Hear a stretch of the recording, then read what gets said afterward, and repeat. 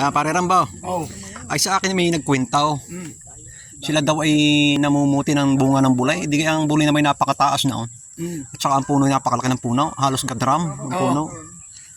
Ay di ngayon nagtataka daw sila. Bakit daw napakadami na nakukuha ng kanilang kasabayang pamumuti. Ay sila'y kakaunti. Abay, ano kayang ginagawa ika ng mga yun? Ay di hindi malaman ang teknik. Ang ginawa daw ay sinubok. Sinubok ko yung namumuti. Tinignan kung paano. Oh, sino mo? Oo, yun pala naman daw kaya maraming nakukuha. Ang ginagawa daw sa bulay ay inuug-ug, ay lagas daw ang bungay.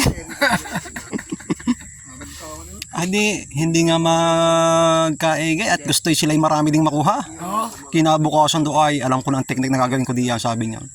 Para tayo makadami rin ng pangunguha ng bunga ng buling iyan.